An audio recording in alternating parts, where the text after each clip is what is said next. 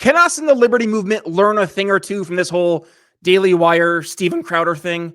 Yeah, let's talk about that. Instead of focusing on winning arguments, we're teaching the basic fundamentals of sales and marketing and how we can use them to win in the world of politics, teaching you how to meet people where they're at on the issues they care about. Welcome to the Brian Nichols Show. Well, happy Friday there, folks. Brian Nichols here on the Brian Nichols Show, and thank you for joining us on, of course, another fun-filled episode. I am, as always, your humble host, joining you live from our Stratus IP studios here in lovely Eastern Indiana. Don't let cyber attacks or outdated business technology put your company at risk. Learn more at briannicholsshow.com/Stratus IP. So, guys, yes, today we are going to be talking about the recent events which have been taking place between the Daily Wire and conservative media personality Steven Crowder. And I know some of you, if not most of you, are thinking, oh, great, another fight between two big names in the movement. Who cares? Another fight, another day. I know.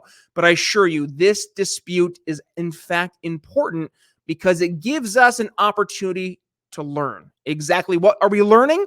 Well, it's an importance of unity and the importance of collaboration within our greater liberty and libertarian movement. And we're going to learn from this whole debacle here with Steven Crowder and Daily Wire.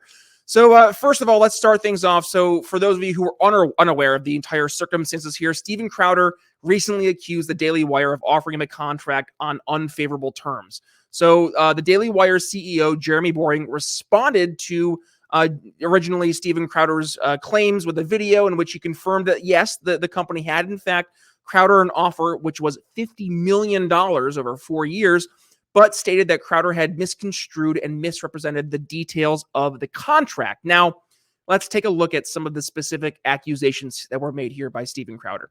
He claimed that the contract included clauses that would reduce his fees if the content was not able to be monetized on the platform. He also said that there was other clauses that would penalize him $100,000 for every contracted episode he wasn't able to produce.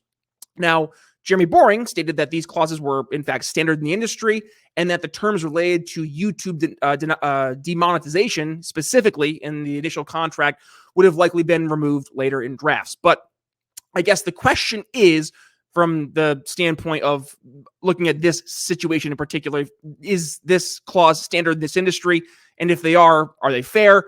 And I'm not standing here pretending to be an expert in contract law. That's not me. But what I do know through my experience in business and in sales, it's important to read contracts, understand the terms of the contracts for what you're signing. And if there's something that you don't agree with, that's why you go ahead and negotiate. But the bigger issue here is the public dispute and the fact that it is serving as a distraction from the larger issues facing, and I would say, the greater liberty movement. Now, are Ben Shapiro, the Daily Wire, Steven Crowder, are they necessarily liberty movement? I would say liberty movement friendly, coalition building opportunities. Like, they are not by any stretch, our enemy. So I think we should be looking at them at least as a chance to help build up a good relationship there. So let's be real. When you're looking at this public dispute with the Daily Wire and Steven Crowder, I just say it's silly.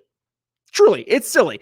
I think it's a distraction from the real issues that we're facing, not just as a movement, but as a greater country. I mean, we have issues that we have to be focusing on, like how do we solve inflation, cost of living, civil liberty issues? How do we reduce the size and scope of government? Oh, and by the way, how do we help change the culture, change people's minds along the way?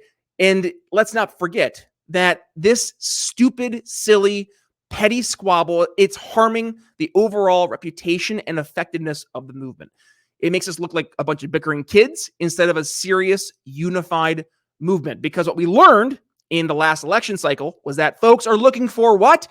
Serious candidates. They're looking to make sure that their vote can be trusted, that they feel that their vote is not just going to be wasted on some random silly person, but actually somebody who's taking this seriously. So I say all this because I know a lot of you are probably surely thinking right now, Brian, you're just preaching unity and collaboration, but how do we actually do it? And well, I say it starts with you, starts with me. It starts with each and every one of us, because we need to put aside our personal differences and focus on the bigger picture. We need to strive for unity and collaboration within our communities, our organizations, but also specifically focusing here on the greater liberty movement. And when I say collaboration, I don't just mean working together on some random project or campaign. I mean truly listening to one another, understanding one another, hearing each other's ideas and perspectives, even when we don't fully agree with them.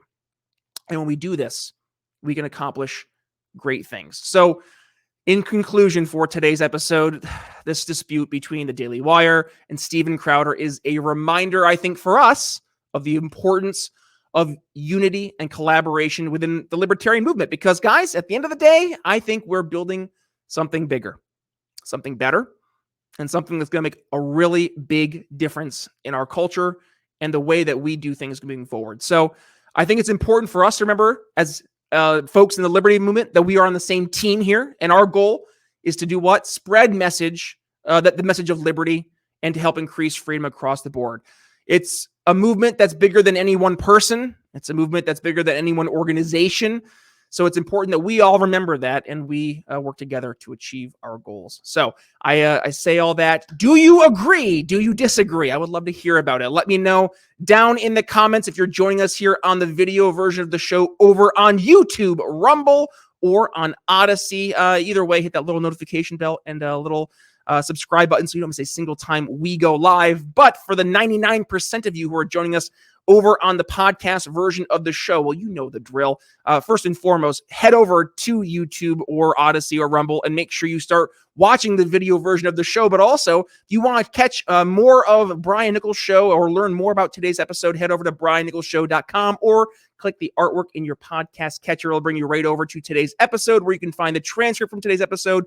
Plus, you can find all 664 other episodes of the show. Yes, 664 episodes of the program. Can you believe it? I can't. And by the way, we have some awesome stuff that you can go ahead and get if you like to rock some merch or some swag that we have here at the Brian Nichols Show. Well, head to briannicholsshow.com/shop. You can get your Magic Money Tree shirt. Your good ideas don't require force. There we go. Snapback. We have yard signs. We have posters. We have bumper stickers, and more. I was going to say, I have my Brian Nichols Show stickers here on my handy dandy water bottle. We have our zip code shouldn't determine education. I mean, so many great things you can go ahead and find over at our shop. Truly, go ahead and give it a check out. So other than that, and by the way, use code TBNS at checkout. 10% off your order. I was going to say, other than that, do me a favor, and that is if you get some value here from the show. This is a personal ask from yours truly. That is, so please go ahead and share the show. When you do share the show, tag yours truly at B Nichols Liberty, and if you'd be so kind, go ahead and when you are supporting the show, go ahead and give us a financial support as well. You're the ones who keep the lights on, literally.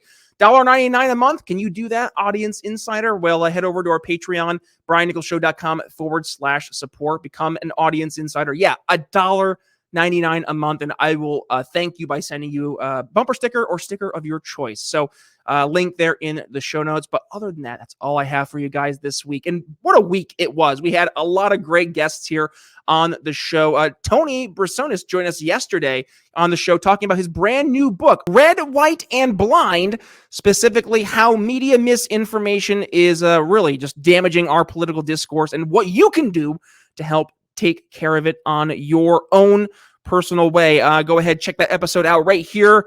Click the link on the homepage. Otherwise, I will go ahead and see you over at briannicholsshow.com where you can find, yes, all 664 other episodes. But with that being said, Brian Nichols signing off here on The Brian Nichols Show. We'll see you next week. Thanks for listening to The Brian Nichols Show. Find more episodes at briannicholsshow.com.